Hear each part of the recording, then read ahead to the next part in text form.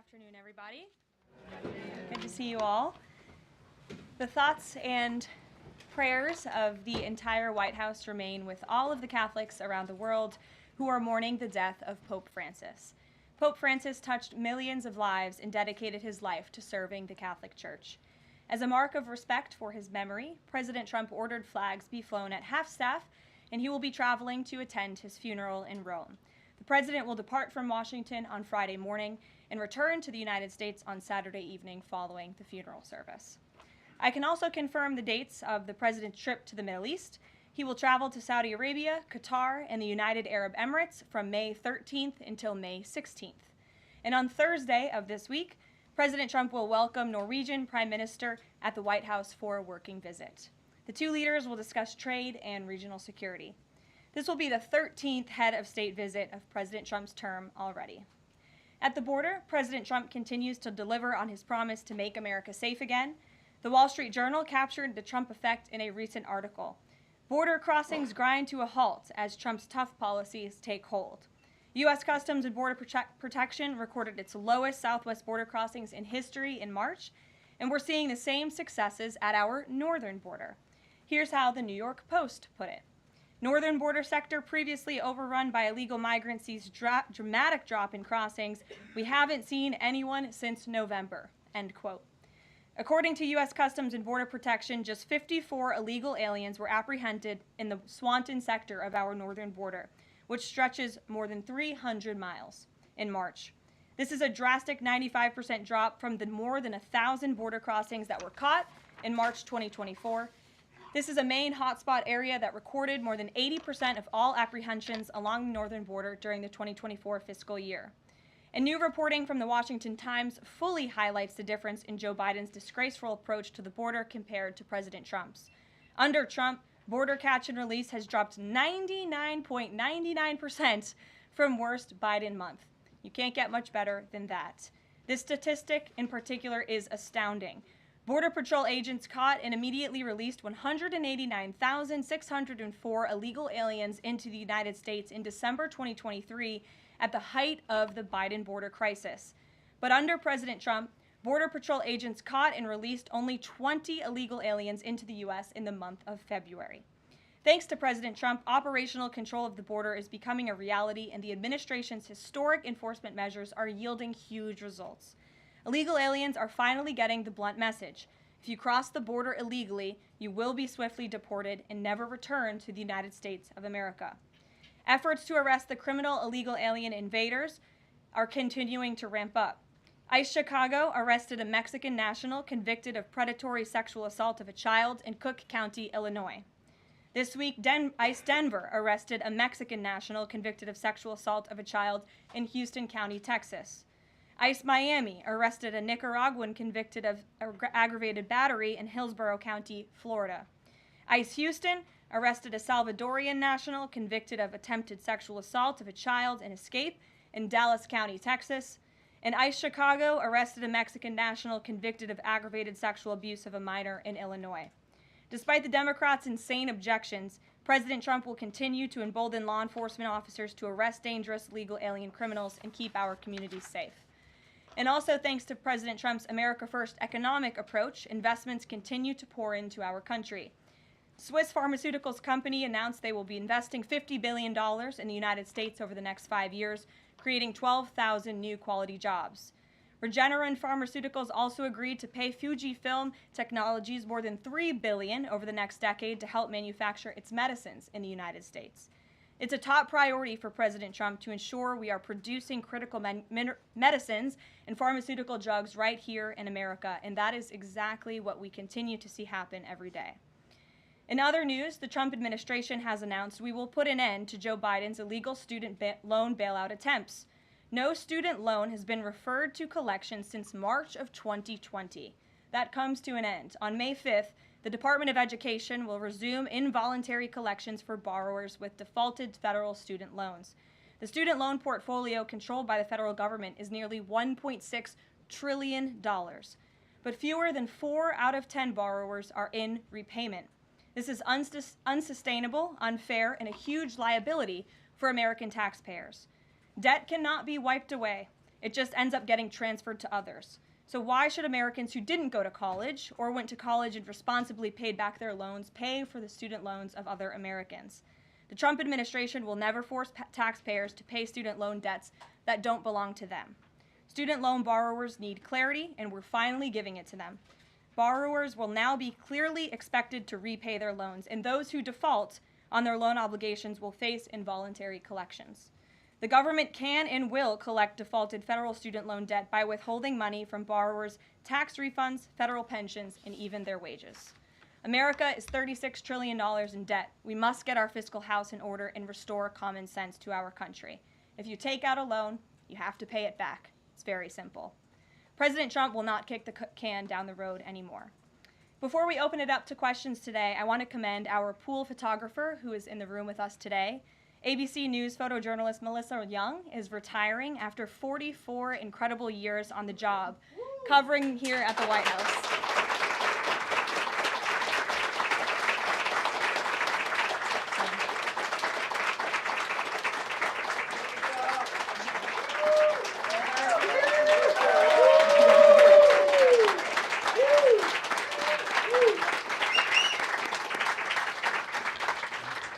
Melissa, congratulations. You have the largest round of applause I've ever heard in this room. So there's something we can all agree on, and you've had an incredible career here covering the White House. So congratulations to you, and we hope you enjoy retirement. I'm sure you will. And everybody else in the room will be very jealous of you as you're enjoying your rest. All right, let's get to it. We have an individual in our new media seat today. His name is Tim Pool. He's a political commentator and a media entrepreneur with millions of followers, a very big platform. Currently hosts Timcast IRL, a daily news and discussions show, and The Culture War, a weekly podcast exploring cultural and political issues. His programs feature in-depth conversations on topics such as free speech, censorship, identity politics, and societal change, often engaging with a diverse range of guests. He's in Washington today because we are also hosting a local media row across the street in the Eisenhower Building, which is a testament to our commitment to bring new voices into the White House to cover the president and this administration. So, Tim, why don't you kick us off today? Yes. Many of the news organizations that are represented in this room have marched in lockstep on false narratives, such as the Very Fine People hoax, the Covington smear, and now what's being called the Maryland Man hoax, where an MS-13 gang member adjudicated by two different judges, I believe, is just simply being referred to as a Maryland Man over and over again. Now, in an effort from the White House to expand access to new companies, you've created this new media seat. So I'm wondering if you can comment on following this expansion, you've had numerous outlets disparage the companies that you've had sit here, as well as the reporters. I'm wondering if you could comment on the unprofessional behavior, as well as elaborate if there's any plans to expand access to new companies. Sure. Well, we certainly welcome diverse viewpoints in this room, which is one of the reasons we have you in here, and there's many new faces in this room in comparison to the previous administrations. We want to welcome all viewpoints into this room. We welcome unbiased journalists who really care about the truth and the facts and the accuracy, and you rightfully pointed out the Maryland Man story, which I, from this podium, when The Atlantic published it, on that very first day, I came to this podium and said, this is wrong. The press in this room have this story wrong, and we have seen more and more evidence come to the table that we have had all along. We were always right. The president was always on the right side of this issue to deport this illegal criminal from our community. And it is despicable to see the media continue to refer to this individual as someone who is just a peaceful man living his life in Maryland. This was and always has been an illegal criminal, an MS-13 gang member, and a designated foreign terrorist. And the administration maintains our position to deport these individuals from our community. So thank you for being here, Tim. It's great to see you. Thank you. Dasha, why don't you kick us off? Thank you, Caroline. You're welcome. I really appreciate it. I have two questions, one on the Pentagon and another on the economy.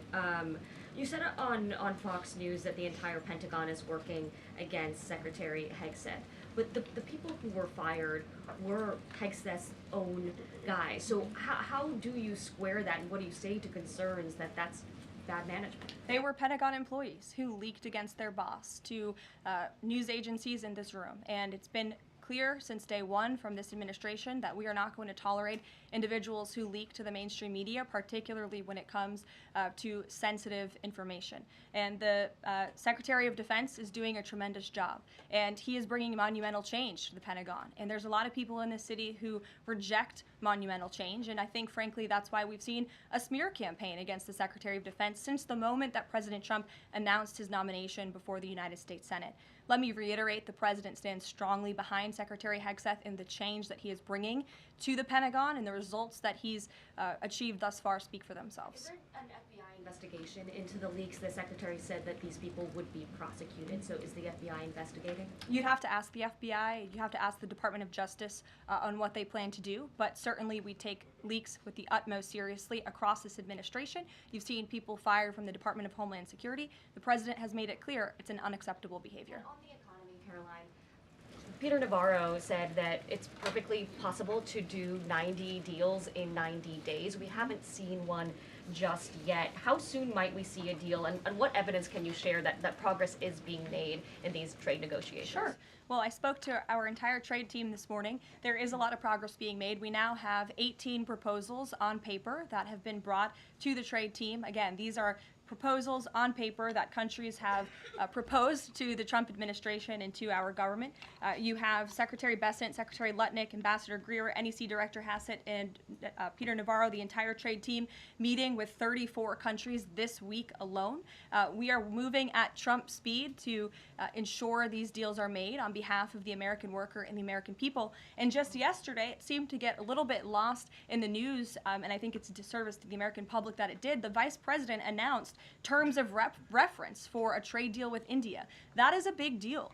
We know when we look at the numbers, the monetary trade barriers and the non-monetary trade barriers from India, they have been ripping off the United States and American workers for a very long time. So the fact that the Vice President with Prime Minister Modi on that trip in India announced these terms of reference, which is essentially a framework to move the ball forward to sign a good trade deal between our two nations, is great progress, and it speaks to the work ethic and the real labor that's being put into this effort by the President's trade team. Sure. Go ahead. The proposals that you talk about, is that enough to extend the pauses on these reciprocal tariffs, or does the President need to see, these deals inked and signed to offer any sort of additional extension beyond the 90 days? Well, look, ask me in July when the deadline hits. I know I'll be answering those questions from all of you in this room. There's a lot of time left, and the President's trade team is working, again, at Trump speed as quickly as they can to ensure that these deals can be made. Are any of those conversations yet with China happening? I actually do have something to share on that. I asked the President about this before coming out here, and he wanted me to share with all of you that we're doing very well in respect to a potential trade deal with China. As I mentioned, there have now been 18 proposals in more than 100 countries around the world who are wanting to make a deal with the United States of America, and the President and the administration are setting the stage for a deal with China. So we feel everyone involved wants to see a trade deal happen, and the ball is moving in the right direction. Sure. Setting the stage for a deal with China, what does that mean? Has the President spoken directly with Xi yet? I don't have anything to read out on a direct talk between the President and President Xi, but we will continue to keep you updated. And Secretary Bessent reportedly today told investors that this trade standoff with China he expects will be de-escalating soon because, as he described it, reportedly the situation is unsustainable. Is the President considering taking steps to de-escalate the situation with China? Again, I just read you words directly from the President of the United States. Those are moments ago. That's where his head is at right now. Caroline. Sure. Caroline, I had two questions, one on immigration and one on China. First on immigration. Roughly how many illegal immigrants and aliens do we have in our country, and how many does the administration plan on deporting? Sure. Well, you'd have to ask the Department of Homeland Security for a specific number, but we suspect it's definitely in the millions, perhaps upwards of 20 million people that were allowed into the country illegally by the previous administration.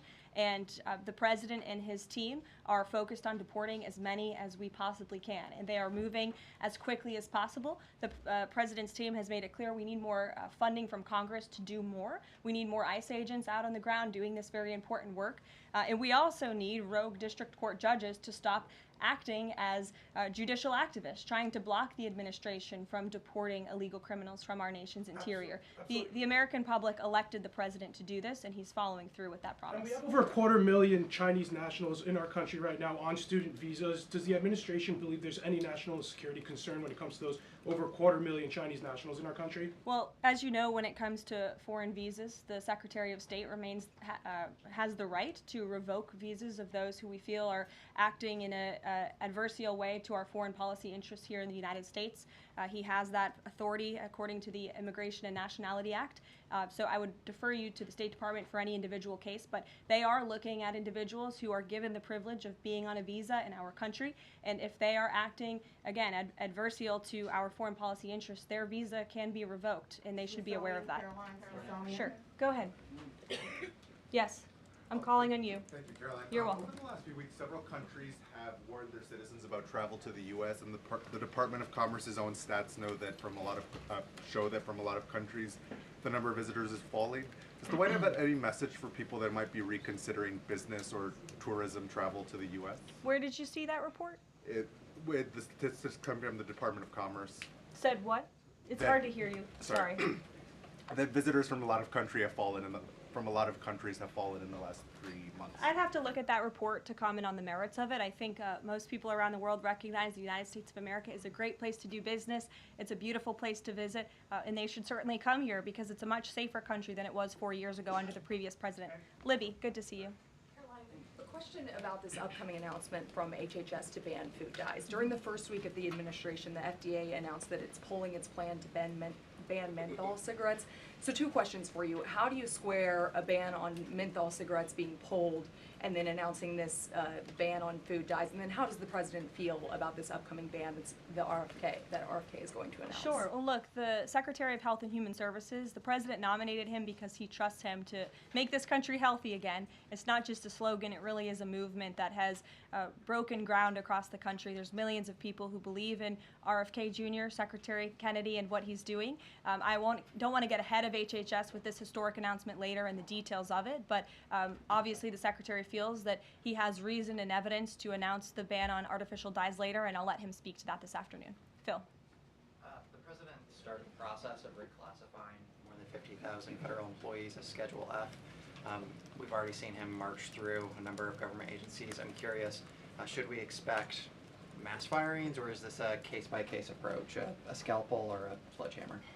Well, look, as you saw on Friday, the president put out a statement about it. The Office of Personnel Management reclassified workers. They're now called Scheduled Policy/Career. And all the president is trying to do is ensure that federal workers are being held accountable for corrupt behavior. If they are engaging in corruption as a government worker, they should no longer have their job. I think that's pretty common sense.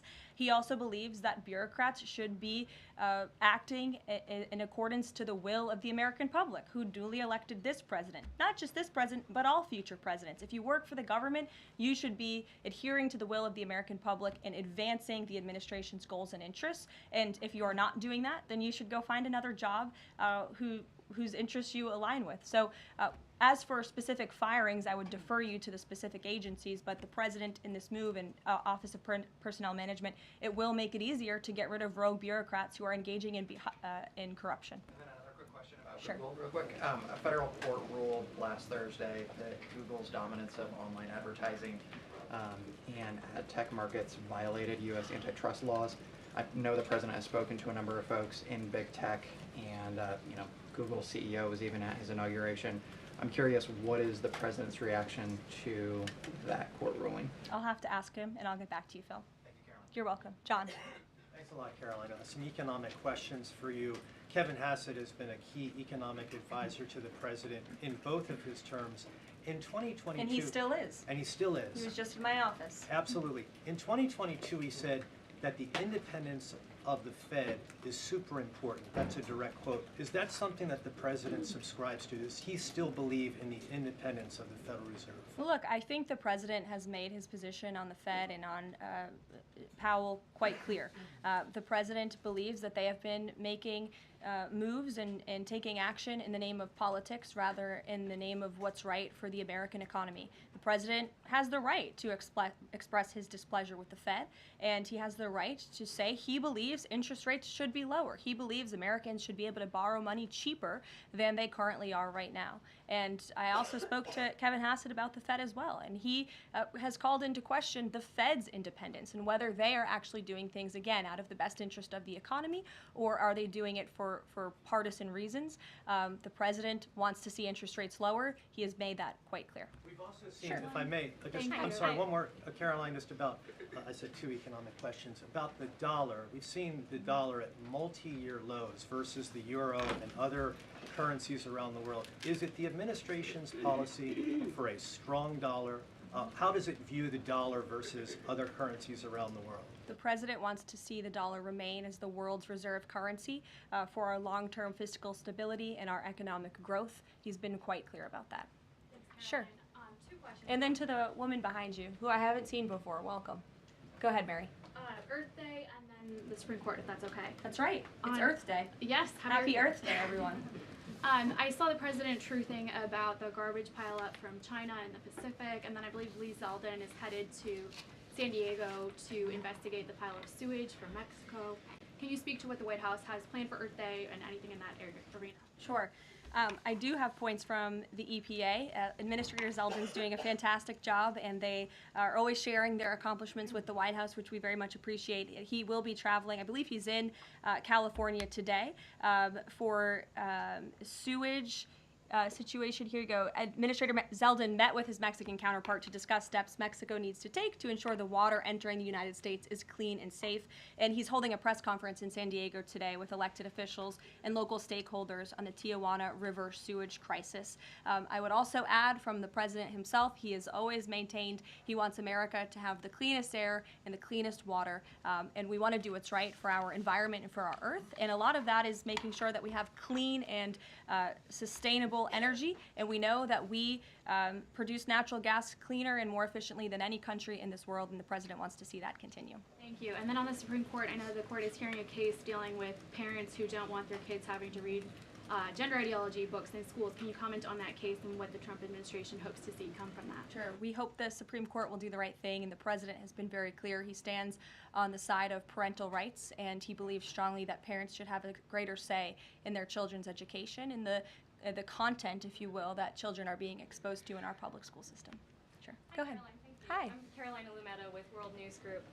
The administration ended some temporary protections for Afghans, including several hundred Christians who have been punished by the Taliban. Is the president considering any exceptions for Afghans who could face death or torture if they return to their home country? So let's just be clear about one thing. We didn't end that proactively. It expired, and it's because the previous administration illegally paroled millions of people, or hundreds of thousands of people, I'm sorry, into the country, and then gave them temporary protective status, which again is a temporary status. It's not a permanent status in this country. And if there are individuals here who came in through the Biden administration who want to claim asylum, there is a legal process to do that, and those cases will be adjudicated by a judge on a case-by-case basis. We have a legal immigration process in this country for a reason, and all this administration is trying to do is effectuate that. Reagan. Thank you, Caroline. I have 2 questions for you Sure. on immigration. March deportation numbers were down slightly from the same time period last year. SCOTUS recently ordered a pause on deporting Trinidad and Tobago members with the Alien Enemies Act. I'm curious what other tools the administration is looking at to boost those deportation numbers. Sure. Well, we are obviously complying with the court's order. However, it was a temporary pause. The Supreme Court basically said, sit tight, and they will follow up with an order, and we're confident that the Supreme Court will rule on the side of law and recognize the president absolutely has the executive authority to deport foreign terrorists from our nation's interior under the Alien Enemies Act. We feel very strongly about that, and we're confident the courts will side with the president and his executive authority. As for deportations, we continue to deport illegal criminals under Title VIII, which is an immigration authority given to our Border Patrol agents and the Department of Homeland Security to deport illegal criminals from this country. And the administration continues to do that at record speed as quickly as they can with the resources that they have. The DOJ recently dropped charges against the MS-13 leader caught in Woodbridge, Virginia, with the idea that this will expedite the deportation process. Does the administration plan to drop charges against other criminal illegals to speed along the deportation process? You'd have to ask the Department of Justice. Obviously, that's within their purview, and I can't speak for them. However, it is our goal to deport as many illegal criminals and aliens from our country as we possibly can, as quickly as we can. Jackie. Thank you, Caroline.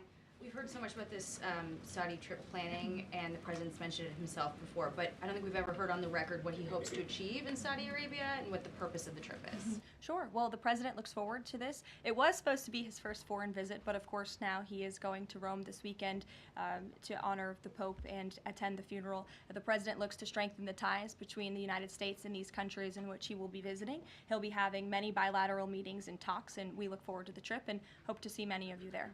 And the meetings in London this week, do they have any nexus with the plans in Saudi Arabia? I can't speak to that. However, I do have an update on meetings when it comes to the Russia-Ukraine war. I was just in the Oval Office with the President, Steve Witkoff, and they wanted everybody to know that the negotiations continue. We feel, again, we're hopefully moving in the right direction, and the special envoy, Steve Witkoff, will be heading to Russia again later this week to continue talks with Vladimir Putin. Is that why Rubio is not heading to London? Is he accompanying Witkoff to Moscow? I can't speak for the Secretary of State's travel schedule. I'd defer you to the Department of State. And more broadly, just about the peace agreement, the talks that are ongoing. Rubio had said, Secretary Rubio had said that if things don't go the right way, that the U.S. might need to take a step back. What does stepping back look like? Is that a step back from brokering peace, or would that imply a broader withdrawal from U.S. support for Ukraine and the war? Look, I think it would be unwise for me to broadcast that from this podium. Ultimately, that's a decision for the president to make, but he's made it very clear he wants to see peace, he wants to see this war end, and he wants to stop the killing on both sides of this war, and he's been very clear about that for quite some time, and he has grown frustrated with both sides of this war, and he's made that very known. Caroline, Brian. Thank you, Caroline. Last week, the president talked about nonprofit groups, specifically taking on crew, and he hinted that there could be further actions taken against nonprofits. Does the White House have any plans for any sort of actions against NGOs, nonprofits, or other similar groups? Is any of that coming up? Is that being worked on at this time? I'll have to check in with our policy team and get back to you. Sure. Thank you, Caroline. Travis Gilmore with the Epoch Times.